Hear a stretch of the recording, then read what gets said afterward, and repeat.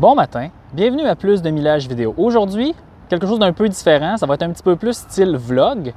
Aujourd'hui, on a une Chevrolet Bolt 2018 sur des pneus d'hiver. Aujourd'hui, qu'est-ce qu'on va faire? C'est un test d'autonomie en ville.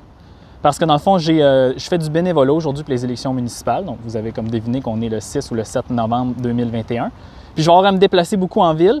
Donc, c'est une occasion parfaite pour faire un test d'autonomie en ville avec le chauffage, les pneus d'hiver, conditions extrêmes, arrêt, départ, le trafic. Ça va être parfait. Merci beaucoup à François, un de nos fans/auditeurs, qui m'a prêté ce véhicule-là. Donc, ça va être assez simple. Vous allez me voir à l'intérieur du véhicule, à l'extérieur du véhicule. Je vais vous faire un suivi de l'autonomie, puis un peu des conditions routières que je rencontre. Alors, allons-y.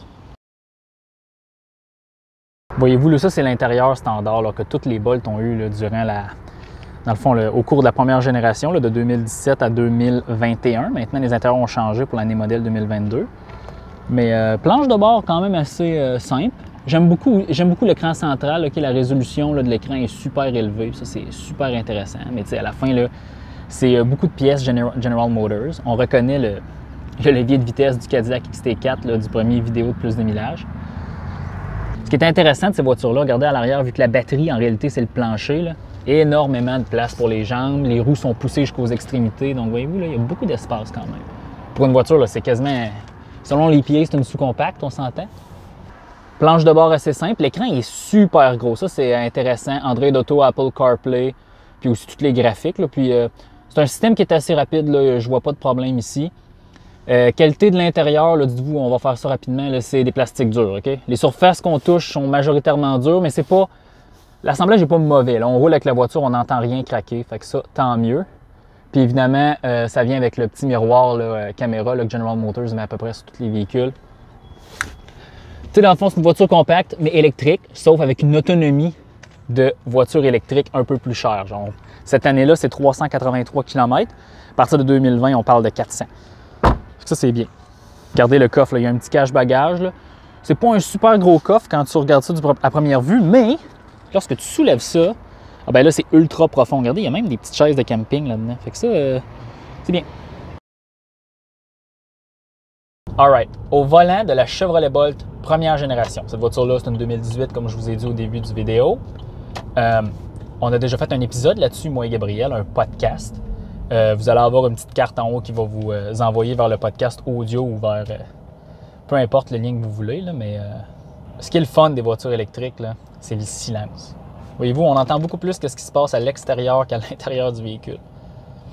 Puis évidemment, l'hiver pour le Canada, le chauffage est toujours excellent parce que c'est du chauffage résistif ou une thermopompe, tout dépendamment du véhicule que vous avez. Dans une Chevrolet Bolt, peu importe la génération, que ce soit la première ou la deuxième, c'est toujours du chauffage résistif. Dans le fond, c'est une... comment je pourrais dire ça? C'est comme une bouilloire qui chauffe du glycol. Le glycol étant le liquide de refroidissement de la batterie et du moteur. Puis ça passe dans le même système qu'une voiture à essence normale. Dans le fond, c'est un système traditionnel, mais au lieu que ce soit la chaleur du moteur qui chauffe l'habitacle, c'est l'énergie de la batterie qui passe dans un élément chauffant. Puis l'air climatisé, ça va être comme un air climatisé de maison. C'est un compresseur électrique qui fait le même travail que dans une voiture à essence. Volkswagen ID4, Polestar 2, les Tesla, Hyundai Ioniq 5 et les autres ont des thermopompes. Donc là, c'est un compresseur d'air climatisé, un circuit de glycol. Puis là, dans le fond, le système échange de l'énergie avec la batterie, l'extérieur, l'intérieur. Puis c'est tout centralisé, beaucoup plus efficace. Et c'est pourquoi que ces véhicules-là, l'hiver, le 30% d'économie que tu perds, le 30% d'autonomie que tu perds l'hiver, tu es capable d'aller en chercher 50% de ça. Fait que c'est une perte de 15 au lieu de 30. Donc ça, c'est très, très intéressant pour les climats froids, thermopompe. Mais par contre, la Bolt, le chauffage est merveilleux. Dites-vous que la Bolt, là, c'est 200 chevaux traction. Fait que, je veux dire, là, j'étais à 46 km/h, j'appuie. Oh boy! Voyez-vous, c'est trop rapide. Trop rapide pour la ville. c'est pas une Lamborghini Aventador, c'est pas super rapide, mais pour se déplacer en ville, pour faire des dépassements, pour faire des changements de vélocité, pour dépasser, c'est instantané. Mais ça, vous l'avez tous entendu, c'est une voiture électrique. C'est juste que quand on l'essaye, on le réalise, puis on se dit, ah, dans le fond, c'est pas si pire, on n'a peut-être pas besoin de 400 chevaux dans une Tesla. certes. Le silence de roulement. Parlons un peu de la tenue de route. C'est sûr que c'est pas une voiture qui a été développée pour être relativement sportive, mais c'est facile à conduire. Je pense pour le commun des mortels, ça soit là-dedans, c'est exactement où il s'en va. Puis c'est facile de pointer les roues, le volant. Communique pas beaucoup, mais je veux dire c'est relativement précis. Puis intéressant, c'est une voiture électrique, donc toutes les assistances sont électriques, que ce soit les freins, que ce soit le volant, le chauffage, tout ça. Mais le volant est pas trop lourd, pas trop léger. Ça, c'est vraiment intéressant parce que beaucoup de voitures modernes, je pense beaucoup peut-être à Toyota en fait beaucoup, là, des volants extrêmement surassistés. Là, tu peux prendre ta main et puis faire ça, puis le volant il fait un tour. J'exagère, mais presque pas en fait. Donc c'est intéressant de voir que malgré tout, pour une voiture électrique d'entrée de gamme, en anglais, le steering feel, il est correct. Là. Je veux dire, il n'y a rien de mal enlevé de ça. C'est sûr que la voiture roule sur des petits pneus. Là. Je pense que sur la Bolt première génération, c'est 17 ou 18 pouces. Là, fait que vous n'aurez pas du 21 pouces, mais pour le gabarit de voiture, pourquoi pas? Intéressant à noter aussi, c'est une voiture qui pèse 1600 kg. Donc pour une voiture électrique, c'est très léger. Ça, c'est très intéressant. Très, très intéressant. Parce que souvent, là, les voitures électriques sont extrêmement lourdes. Souvent, là, 50% plus lourdes que les voitures à essence équivalentes, même sur la même plateforme.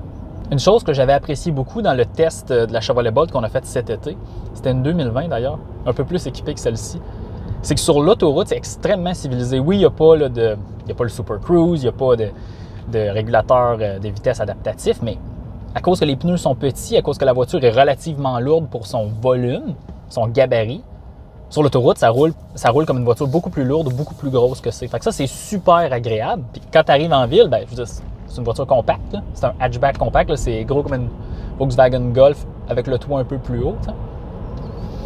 C'est pas une voiture d'autoroute. On s'entend, c'est pas une Tesla Model S ou Mercedes EQS, mais je veux dire, pour le Québec, je veux dire, faire Québec-Montréal, là, surtout si tu pars avec la batterie pleine, Québec-Montréal, même en hiver, tu peux le faire. Donc, ça, c'est intéressant. Puis si vous avez peur, vous arrêtez au Madrid ou à Trois-Rivières, une borne de recharge, vous passez 15 minutes, même 10 minutes, vous allez aller chercher 75 km, puis vous allez vous rendre à votre destination. N'oubliez pas d'avoir un point de charge à votre destination, mais le principe est là. Alors, fait que là, on est prêt à commencer la journée. Donc là, je remets le compteur à 0. Donc, vous voyez là, 34 kWh par 100 km. C'est parce que j'ai juste fait commencé à filmer, puis j'ai fait le petit test. Donc là, on appuie ici. Tout est à 0. Donc, ça se souvient, 213 km, maximum 251, minimum 174. On part avec ça. Bon. On va entrer sur le boulevard ici, puis on va peser un petit peu. Et c'est parti. Oh boy! Ouais, voyez-vous, il y a un peu d'effet de coupe dans le volant. Là. Mais c'est ça le problème. 269, 273 livres de pied de coupe. C'est beaucoup pour deux petits pneus puis deux petites roues. C'est beaucoup. Si vous voulez brûler des pneus, là, vous pouvez avec une Chevrolet Bolt. Je ne sais pas si le moteur va vraiment apprécier, mais vous pouvez facilement. Mais moi, je ne vous le recommande pas, puis je pense que personne ne vous le recommande. Mais ça se fait. Et je veux dire, j'étais à 62 km/h, je vais être obligé de ralentir parce que je suis déjà au-dessus de la limite. Mais disons que je descends beaucoup. Puis là, je réaccélère. Hop! On est déjà au-dessus de la limite. Fait qu'il n'y a pas de peur de manquer de puissance réellement. C'est sûr que peut-être que s'il y avait 4 passagers, ça serait un petit peu plus lent. Mais somme toute, je veux dire, il n'y a pas de transmission. C'est instantané. Le freinage régénératif. Ça, c'est quelque chose que toutes les voitures électriques ont. C'est programmé d'une façon... ils sont toutes pas pareilles. Dans le cas de la Bolt, je vous mettrai une image là, dans l'écran. Tu prends le levier de vitesse, tu l'envoies à l'arrière vers toi, il va tomber en mode L. L pour low, whatever, je sais pas. Mais là, à toutes les fois que vous allez lâcher l'accélérateur, le moteur va aller récupérer toute l'énergie, puis il va en récupérer beaucoup, et là, vous allez freiner. Fait que là, ça va être la conduite à une pédale. Moi, j'ai de la difficulté. Ça doit être parce que je ne suis pas habitué. Je trouve ça, ça me donne un peu les hauts le cœur. Riez pas. Mais c'est ça. Fait en réalité, c'est un peu comme un jeu vidéo que mettons, on est sur une PlayStation, puis que le AR2, là, il y a du... vous pouvez jouer avec. Mais là, lorsque vous le lâchez, vous ralentissez. Lorsque vous appuyez, vous accélérez. C'est un peu particulier. Alors, je viens de me mettre en mode L. On part. On va rouler un peu dans des rues résidentielles. je roule, 32 km/h, je lâche l'accélérateur, puis là, je suis déjà rendu à 15 km/h. J'appuie sur l'accélérateur. Je veux moduler ma décélération, je fais juste relâcher l'accélérateur un peu. Je ne le lâche pas au complet, parce que si je le lâche au complet, et voilà, la voiture ralentit, comme si on appuyait sur les freins pour s'immobiliser. Et la voiture va s'immobiliser au complet. Il y a des gens qui sont rendus super bons, bien meilleurs que moi, puis qui conduisent avec une pédale. Et ça, c'est la façon la plus facile d'avoir une bonne autonomie, une bonne efficacité énergétique avec les véhicules électriques, parce que tu récupères beaucoup d'énergie dans le freinage régénératif. Mise à jour numéro 2, donc là, 25,5 km de fait, 20,3 sur un objectif là, théorique de 17,5 kWh par 100 km.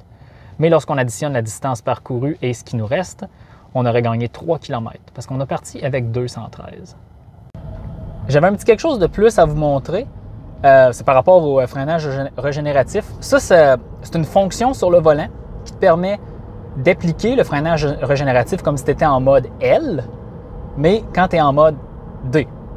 Donc, dans le fond, sur le volant, ici, il y a une palette, là, similaire à peut-être une palette sur une transmission automatique pour changer les vitesses. Lâche l'accélérateur. Là, moi, j'étais en mode D. Fait que je veux juste continuer comme une voiture normale. J'appuie sur la palette, puis là, le freinage régénératif maximum, comme si j'avais lâché l'accélérateur en mode L, s'applique. Ça, là, je préfère beaucoup mieux conduire comme ça. C'est beaucoup moins malaisant, c'est beaucoup plus traditionnel, puis ça me permet quand même d'appliquer le maximum de freinage régénératif. Donc, j'ai tous les bénéfices sans le genre de malaise que moi, j'ai de la difficulté avec. Bon, allons-y. Ah ouais, c'est très facile de dépasser la limite de vitesse. C'est vraiment rapide. C'est pas une voiture sport, c'est pas une voiture extrêmement puissante, mais je veux dire, personne ne peut se plaindre qu'il manque de puissance ici. Je veux dire, c'est plus puissant que n'importe quel Corolla, Camry, je veux dire, un Volkswagen Golf, une Jetta, n'importe quelle voiture normale, un RAV4. C'est même plus rapide que certaines camionnettes avec des petits moteurs. Je veux dire, si l'autonomie est correcte pour vous, puis vous êtes capable de gérer la recharge, tout ce qui vient avec une voiture électrique, c'est à considérer. Selon moi, le Chevrolet Bolt, peu importe la génération, c'est comme la porte d'entrée du monde de l'électrique. C'est pas la meilleure, c'est pas la mieux équipée. Mais je veux dire, des voitures à essence qui sont pas les meilleures, qui sont pas les plus équipées, il y en a plein. Puis dites-vous que la première génération, dans l'usager, 20 000, 25 000, 27 000, il y en a plein, là, en bas de 100 000 km. Puis en plus, la batterie va être remplacée. Ou est remplacée, tout dépendamment de où est-ce qu'ils sont rendus avec le rappel GM. Donc, vous achetez la voiture, c'est comme si vous achetez une voiture avec un moteur neuf qui vient d'être remplacé, mais c'est la batterie. Puis elle va être garantie 10 ans, la batterie, après ça. Fait que dans le fond, pour quelqu'un qui ne veut pas payer plein prix pour une voiture électrique, puis qui veut essayer comme deuxième voiture, dit « Ah, je vais commencer », c'est une bonne idée de commencer avec ça. Il y a peu de risques. Vraiment peu de risques. Bon, ça fait maintenant 5 heures que je suis sur la route. Fait que la moyenne, 19,3, on se maintient. 147 km restants. Si on ajoute la distance que j'ai faite, on est encore au-dessus du 213. Fait que l'estimation de l'autonomie est précise. C'est bon. Ça va bien. Évidemment, tout n'est pas parfait. Il y a quelque chose que je viens de découvrir qu'il faut que je vous montre, là. C'est bon. Voici l'écran, là. Dans le fond, la Chevrolet Bolt, là, a quand même un gros écran, puis la résolution est superbe, là. Pour vrai, elle n'en a rien à dire, puis ça répond, OK? J'ai pas de problème avec ça. Mais là, lorsqu'on met la caméra de recul, voyez-vous comment que c'est granuleux, l'interface?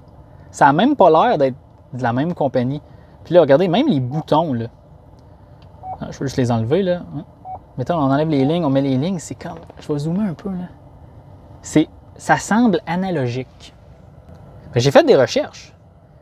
Et les Bolt, 2017 à 2019, la connexion entre le système d'infodivertissement et les 4 caméras, parce que cette voiture-là a des caméras 360, c'est une connexion analogique. Donc, c'est comme un fil RCA sur une télévision dans laquelle on branche un Nintendo 64 ou un Super Nintendo. Et en 2020, 2021 et en 2022, lorsque la nouvelle génération vient, c'est une connexion numérique. Donc, c'est comme super clair, résolution, haute définition, tout. Mais c'est particulier, là. Ça a l'air quelque chose qui provient d'une voiture de genre 2003. Bon, on est maintenant à 50 % de batterie, toujours en bas le 20 kWh. Je suis en train de faire la chose la plus épeurante de ma vie, là. Mon téléphone est à l'extérieur de la voiture et est en train de filmer. Mais bon, j'espère que vous me voyez parler, parce que comme le but, c'était ça. Genre. C'est serein, la Bolt. J'aime bien. Puis les voitures électriques, vous avez compris là, mon opinion, là. J'aime beaucoup les voitures électriques. J'aime le... C'est pas simple, là. Hey, il faut les recharger, il faut penser à les recharger quand on fait de la longue distance. Faut... Puis l'hiver, l'autonomie diminue d'un certain pourcentage. C'est vrai, là. Mais c'est tellement moderne. Là. Quand tu oublies toute l'histoire là, de la recharge, là, juste rouler avec, c'est serein, t'as pas de bruit, freinage régénératif. Si tu veux conduire avec une pédale, tu conduis avec une pédale. Si tu veux conduire avec deux pédales, tu conduis avec deux pédales. Plein de possibilités. Ce que moi j'aime le plus, c'est que peu importe l'énergie consommée par une voiture électrique, c'est 1/10 d'une voiture à essence. Oui, vous allez me dire, oui, mais moteur électrique dans une voiture électrique, là, ça doit être entre 85 et 95 % efficace. Voiture à essence, la meilleure, 40 %. Je veux dire, à un moment donné,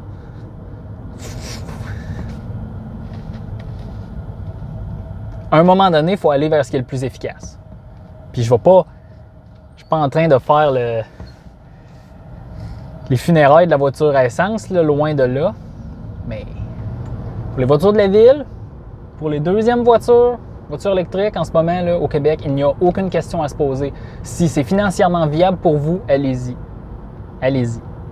Voiture principale, ça va dépendre du modèle, ça va dépendre de vos moyens, ça va dépendre du kilométrage que vous faites d'autoroute par année. Si vous faites juste de la ville, là, puis vous travaillez à moins de 100 km de votre travail à tous les jours, il n'y en a pas de problème. Là. Je veux dire, on n'est pas fou. Il n'y en a plus d'auto avec 100 km d'autonomie. Là. Ils ont toutes 350 en montant dans les modèles populaires. Moi, je ne me casserais pas la tête avec ça. Il est maintenant 18h11, ça fait à peu près 8 heures là, que je suis dans la voiture. Là. On va aller voir où est-ce qu'on est rendu avec l'autonomie. Comme vous voyez, là, on est à 20. Je veux dire, j'ai réussi à descendre à peut-être 18 pendant un certain temps, mais ça fait 20. On a juste des pneus d'hiver, c'est un peu plus frais. 116 km de parcouru. Voyez-vous, l'autonomie est à 142, puis la dernière mise à jour que vous avez vue, c'était 132. Oui, j'ai arrêté, recharger un peu. Je voulais tester la recharge rapide. Ça n'a pas chargé assez vite à mon goût. La batterie était trop haute. Là. Fait que je referai un test plus tard. Mais somme toute, le but aujourd'hui, c'était de voir combien de kilowattheures par 100 km on allait faire. Fait que ça, c'est la dernière mise à jour. Donc, 116 km, 20 kWh. Fait que dans les conditions actuelles, là, comme on vient de voir, là, 20 kWh par 100 km, c'est une batterie de 60 cette année de la Chevrolet Bolt. Là, les années 2020 et plus, c'est 66. Donc là, 60 divisé par 20, 300. Fait que dans le fond, dans les conditions actuelles, sur les pneus d'hiver, avec la conduite, je me suis pas forcé. J'ai pas essayé d'économiser l'électricité. J'ai juste roulé. Ça fait 300 km. Donc, c'est 83 km de moins que ce que l'EPA ou le gouvernement canadien dit. Avec des pneus d'été, on serait peut-être allé rechercher un 30-40 km. Conditions différentes, tout ça. Fait que somme toute, c'est pas si pire. L'hiver, ça peut être un peu plus agressif, d'où l'importance que les voitures électriques aient des thermopompes au plus vite. Certaines en ont, certaines n'en ont pas. Mais somme toute, c'était intéressant. C'est une bonne voiture. Mais c'est une voiture d'entrée de gamme électrique, c'est correct. Il n'y a rien de mal là-dedans. Mais beaucoup plus citadine que longue distance. Je veux dire, je pense que les meilleurs en ce moment, longue distance, ça va être Tesla et le Ford Mach-E. Probablement que le ID4 aussi va être... parce que ça commence, il commence à en avoir, ça va aider aussi. Là, mais décidément, la Chevrolet Bolt, c'est probablement une excellente deuxième voiture. Puis si vous êtes à l'aise d'arrêter 30-35 minutes à toutes les 250 km pour la recharge rapide, c'est correct. Il n'y a rien, personne ne va tomber en panne. On s'entend que 380 km, 400 km pour les 2020 et plus, c'est bien. Là. Puis l'autonomie est réaliste. Donc, somme toute, belle expérience.